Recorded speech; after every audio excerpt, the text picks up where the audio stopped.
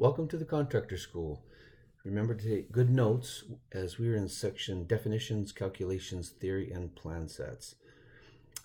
So the first question we have here is, given a parallel circuit consists of only two resistors with a value of 12 ohms and 20 ohms, what would be the total resistance of the circuit? So as I mentioned, let's make sure we take good notes. I'm going to open up my notepad. I'm going to draw this thing.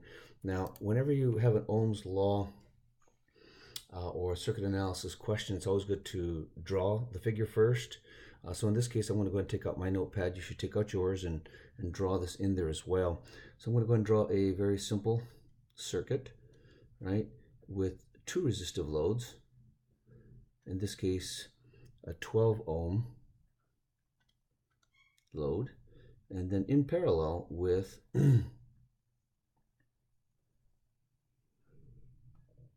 a 20 ohm load. Okay, so draw this in your notes. This is the question we're going to start with, and the question said, right, if we go down to the question here, it says, what would be the total resistance? What would be the total resistance of the circuit? Well, there's a formula for that showing here on your screen, right? We're going to go ahead and write that one in our notes. It's also in the workbook, so I'd like to open up our workbooks here. Try not to knock the computers off the table there, just be careful. Open up your workbooks that should be provided in the class, and they look kind of like this, right? They have the NEC 2017 code book on them. They say Prep at Home, the Contractor School. And on page 6, you read all of this, of course, and the whole book is very, very important. But there's a formula wheel here. We're going to need this to solve some of our problems, right? This is what we'll call our power wheel or Ohm's law wheel, okay? And then just a brief overview of this particular page, very important page. Things should be tabbed and highlighted in your code book. All these sections for Article 220, a lot of different tables are very, very important. They're all listed there, so make sure you highlight those, box around the table, and highlight the table. Make sure you can find them quickly and easily for your exam. Some chapter tables here in the back, Chapter 9, Tables 5, Table 4, Table 8, Annex C for conduit field, Annex D. All these are very, very important. And then the formulas that, a lot of times people forget, right, is this one here for three-phase current or power. The square root of 3 is 1.732. We're going to ask you to memorize that because you're going to need it in the formula for current. You're going to need it in the formula for power. But namely, this one is a very, very important formula. Heavy on the exam, as you can imagine, as well as all of these others could be used on the exam. And then, of course, the one I just showed you down there is a derivative of the formula wheel because it's for three-phase. Has a square root of 3 down there in the denominator, and then right there again. Voltage drop, there might be 1 or 2 questions on voltage drop. 1 horsepower is equal to 746 watts. Every once in a while that's needed. Total resistance in series, you just add them up. And then here we go. Total resistance parallel. This is the one I wanted to get to. R1 times R2 over R1 plus R2. That's the one we need to solve for total resistance in a parallel circuit that has only 2 resistors. Okay. If you have 3 or more resistors, then this is the appropriate formula, right? 1 divided by all these fractions. 1 divided by 1 plus 1 divided by R2 plus 1 divided by R3, however many you happen to have in the series, in the parallel circuit, okay? So those are the 2 formulas we're going to need in this session. Once again, this one here is a very, very important formula. So we'll rewrite that one, make sure you rewrite that. Now, the other thing is that, we're going to be going through several examples, and in this workbook, there is Section 5, Seminar and Webinar Questions. These you could go through on your own because the answer is given, right? And so in this case, for example, the answer to this particular question is right there, right? 7725. So we know it's answer number 2, okay, in the workbook. Once again, we're in the workbook. And this is on page 7 now. Moving along here on page 7 in the workbook. This is going to be a homework. Something that you should have already done or will be doing this evening or tomorrow so that you can get prepared for your state test, okay?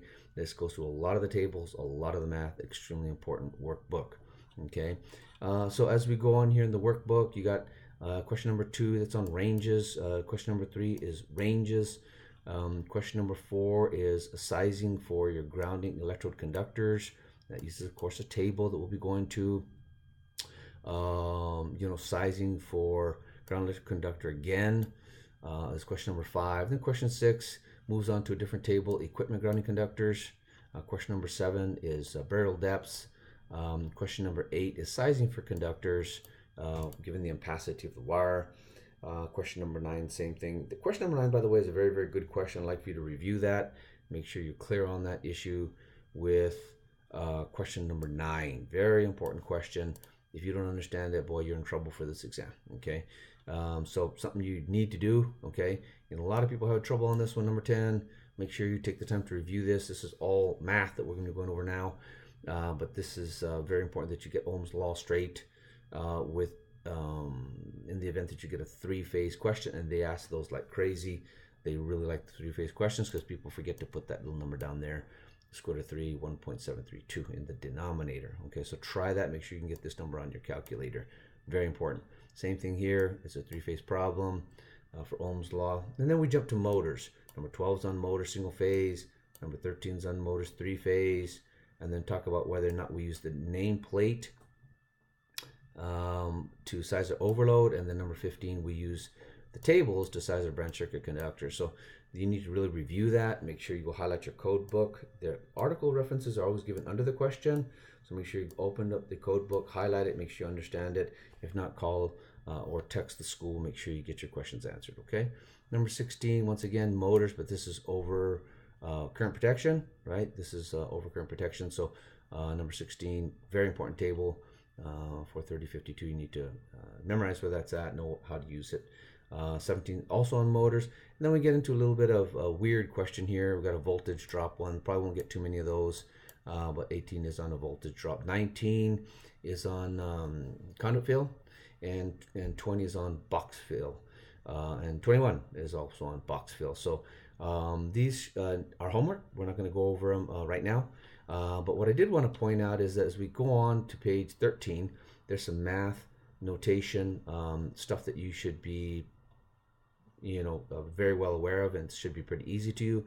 How to change from kilovolts, kVA to VA, and so forth. This is pretty basic math, but something you should know. How to convert a percent to a decimal, stuff that you should say, yep, I got it. How to convert a squared, right? How do we handle a square, like I squared times R for power? How do you handle it down here? Here's the math. Make sure you understand how to do that. Square root, same thing. Very important to understand how to do this square root issue, okay? And then we move on to electrical circuit concepts and examples. This is kind of what we're talking about now. And so important that we go through this section 6.6, 6.7, read it. Make sure you understand resistance, current, voltage, and power.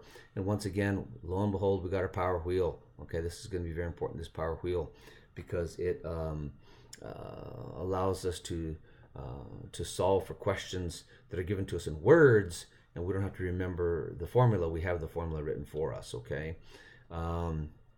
Solving for resistance, here's examples 1 and 2. Solving for current, examples 1 and 2.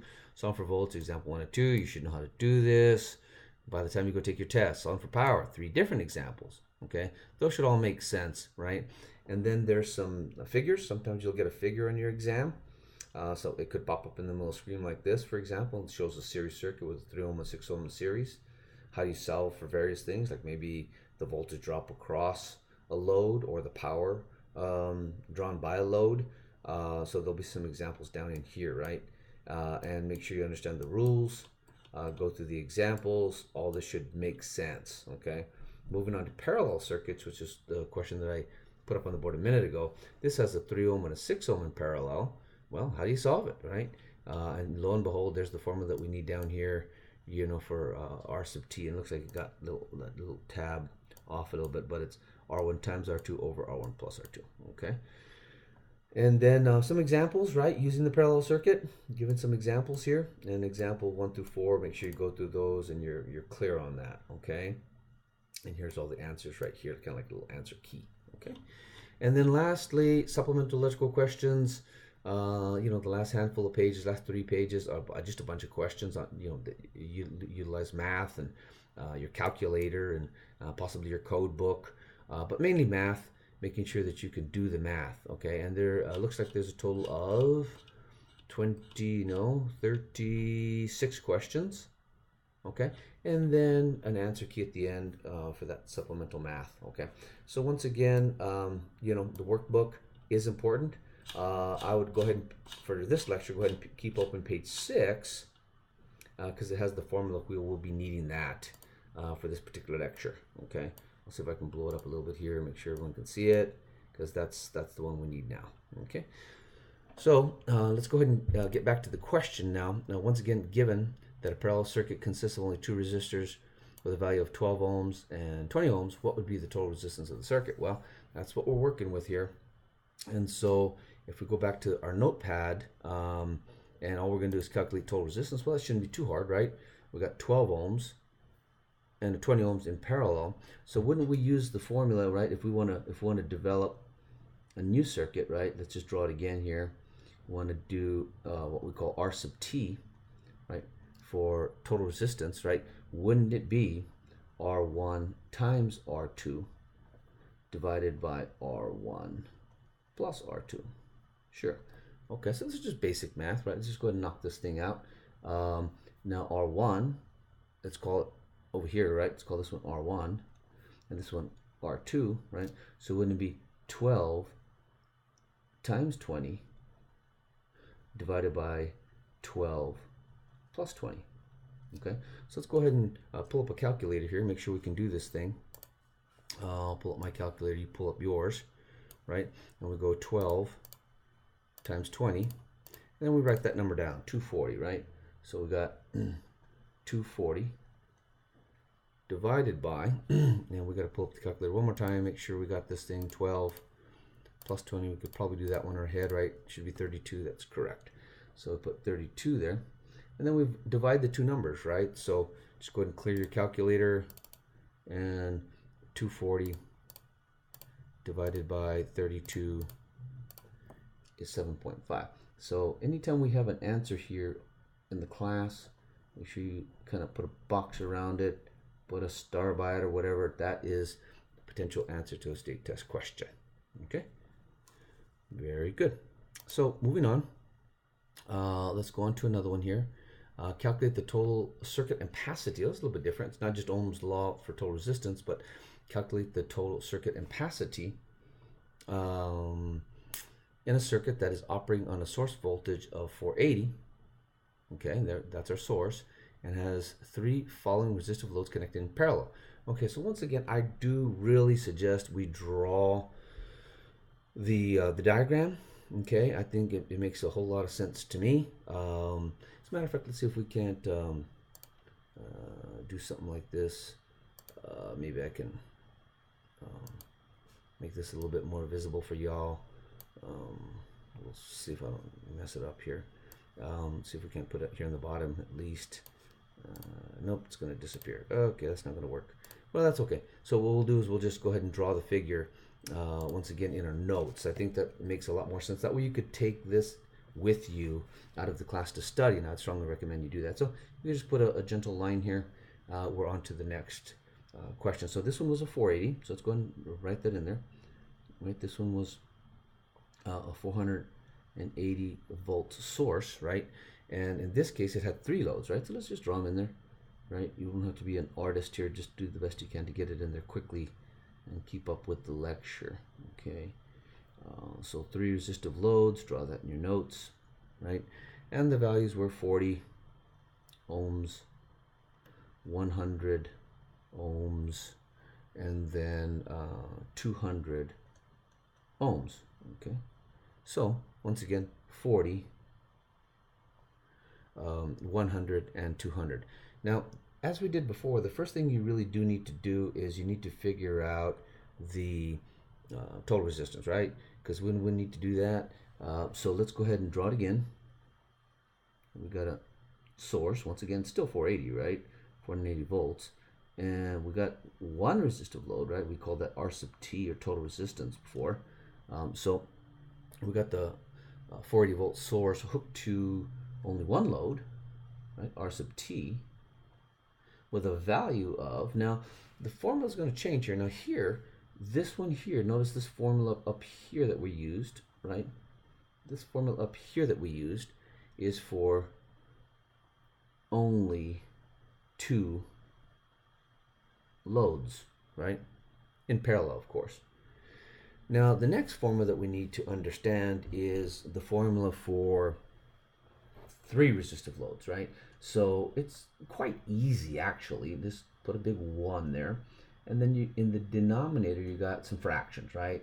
So you got 1 over R1 plus 1 over R2 plus 1 over R3, since there's only 3 of them. You would continue that if you had more loads, but in this case we do not, okay? So let's go and put our values in now. 1 divided by 1 over 40 plus 1 over 100 plus 1 over 200, okay? So this takes a little bit of time, but it's not really that hard, right? All we got to do is knock this thing out. We have all these fractions down here, right? We got a 1 right here, right? We got a 1 in the numerator, right? And then we got in the denominator all this stuff down here. So we need the value for this denominator, right? It's going to be some sort of a whole number down here, or a decimal number. Even could be smaller than 1, for example. But we need that denominator number. Then we can use our calculator to figure out this total resistance. So let's go ahead and get started here. We got to pull up our calculator again, and we do 1 divided by 40 in this case. And we need to write that number down. It's a little number, right? So let's just rewrite it down here. 1 divided by, and clear it on me here, so let's pull it back up, 0.025, 0.025, right? And then we got the other one, the other fraction, this one here, 1 divided by 100, right? So that one comes from the 1 over 40, but then we got the 1 over 1 divided by 100, and we could probably do that in our head, but let's just go ahead and calculate it out. 1 divided by 100, okay, and equals, and we've got 0.01, okay? So let's just put that 0.01 in our notes. And then we got one more thing to add here. Let's make sure we know we're adding, right? Put add there. Okay, so we're adding there. And then the last one, of course, 1 divided by 200. Let's go ahead and knock that one out. 1 divided by 200. And we got 0.005. 0.005. Now, remember, all that's in the denominator, okay? So continuing this thing, wouldn't we simply go equals 1 over, and then we got all this stuff, right? We got all this, we got 1 here, but in the numerator, but we got to add up all this stuff in the denominator, don't we? Then we got the 0.05 still in the calculator, so just leave it there, right? Then add 0.01 plus 0.025, and then equals, and that's could be a really weird number, but just write it down, right? It'll make sense here in a minute. And it's 0.04, okay? Now, we got these two numbers to divide, don't we? Because we got these two numbers to divide. 1 divided by 0.04. So on our calculator, let's go ahead and pull it up. Maybe we want to clear it here, right? 1 divided by 0.04, and we've just solved for the total resistance. So 25 ohms. Now that we know we have 25 ohms, right? If we know this is a 25 ohm load, right? And we know the voltage is 480 volts. We know this variable 480. We know this variable 25 ohms. Then we can figure out the current flowing through the circuit, right? The current flowing through the circuit is what the question asked, right? So if we go back to the question, it says, you know, the circuit ampacity, the circuit ampacity, the circuit ampacity. But we got to start with figuring out the resistance first, which turned out to be 25 ohms. Now, a lot of people are going to jump over here, 25 amps. Well, because, you know, that you're just, you're not being careful. We came up with 25 ohms, right? Let me pull that back up here. We came up with 25 ohms as being the total resistance in the circuit. But that's just step one. So we might want to just write that in there, right? That's kind of like step one, okay? But step two, let's go and write it up here. Step 2, right, is to solve for the ampacity, I, right? Well, if we need I, right, we got to use our Ohm's law power wheel, Let's go ahead and look at that little power wheel now. If we know we need I, we need to be in this section of the wheel, or this section of the pie, okay? Now we can't be over here because this is solving, all this stuff solving for the resistance, right, in ohms, power in watts, voltage in volts, or current in amperes, right? So since the question was asking for ampacity, we can't very well be on the upper left, upper right, or bottom left. We got to be on the bottom right of the pie. And we got to choose these one of these formulas now. This one has power. I don't know power, right? This one has power. Well, I don't know power, so I don't want to use one of those. I have to use this one because I have voltage and resistance. So wouldn't it be I is equal to E divided by R? I is equal to E divided by R. So this would be the proper formula. Formula number 5 would be the proper formula. Okay, so I is equal to E over R. So let's go ahead and put that in our notes now. I is equal to E divided by R. Okay, and this is a pretty, let's go ahead and finish this one up, and then I'll show you one other little trick. So the voltage here, very simply, right, is 480, right? So wouldn't it be 480 volts divided by the resistance is over here, 25 ohms, right? 25 ohms, and then we just knock this thing out, right? Get our calculator, 480 divided by 25, and we got 19.2. Okay, 19.2. 19.2 what? Anybody? Amps, right? Amps. So we got amps, right? So make sure we're paying attention here. This is stuff's on your exam. Let's go ahead and put a box on it. Pray that question comes up, right? 19. So we already got 2 questions on the board here that may very well show up on your examination. Solving for total resistance with 2 resistors. Then we had a solving for resistance for 3 resistors down here. Even though that wasn't the answer, it very well could be a question where you stopped here on step 1. But in this case, we had to use Ohm's law and calculate the ampacity. Okay, so solving for the resistance, step 1 was necessary in order to figure out the current drawn by the circuit. Okay, and we got 19.2. Okay, so let's go ahead and move on. And once again, that used 2 different formulas, right? Formula for only 2 loads, right? And we circled that one. And then if I can, let me get a circle around this one. See if I could squeeze it in there. Boom. So this would be for 3 or more loads, wouldn't it? Sure. 3 or more loads, right? And so 3 or more loads is this formula down here. And once again, in your workbook, maybe drawn a little bit clearer there, right here at the bottom of your workbook. Right there they are. Okay, must be used for the examination. Since you can put notes in your code book now, you can write those in there somewhere, because that would be a small note, okay? As well as this one, that would be a small note. So you go ahead and put them in there. That way you can use them, okay? So that's a good note to take. Okay, so next question. So the answer to that one, 19.2, you should have that in your notes by now.